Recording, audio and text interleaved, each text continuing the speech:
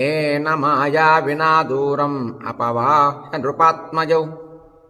जहार भार्यां रामस्य गृध्रं हत्वा जटायुषम्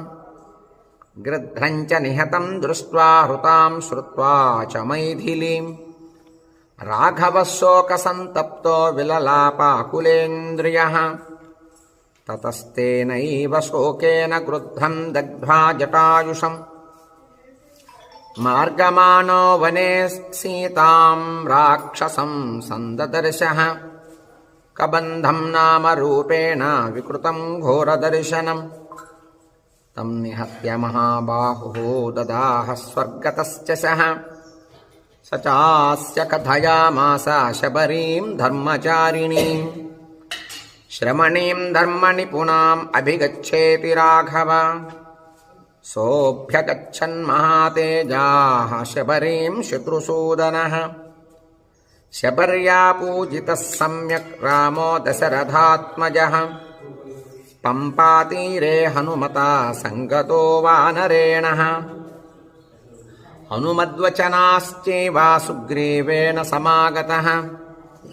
सुग्रीवाय च तत्सर्वं शंसद्रामो महाबलः आदितस्तद्यथा वृत्तं सीतायाश्च विशेषतः सुग्रीवश्चापि तत्सर्वं श्रुत्वा रामस्य वानरः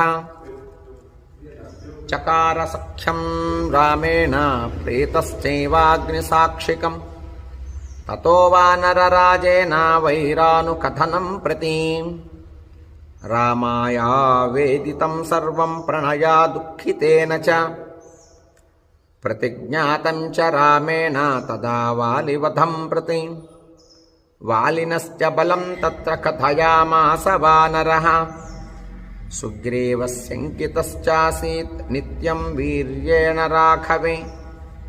राघवप्रत्ययार्थं तु दुन्दुभेः कायमुत्तमम् दर्शयामास सुग्रीवो महापर्वतसन्निभम् उत्स्मयित्वा महाबाहुः प्रेक्ष्य चास्ति महाबलः पादाङ्गुष्ठेन चिक्षेप सम्पूर्णं दशयोजनम् बिभेद च पुनः सालान् सप्तैकेन महेशुना गिरिं रसातलं चैव जनयन् प्रत्ययन् तदा ततः प्रीतमनास्तेन विश्वस्तश्च महाकपिः किष्किन्धां रामसहितो जगाम च गुहां तदा ततो गर्जद्धरिवरः सुग्रीवो हेमपिङ्गळः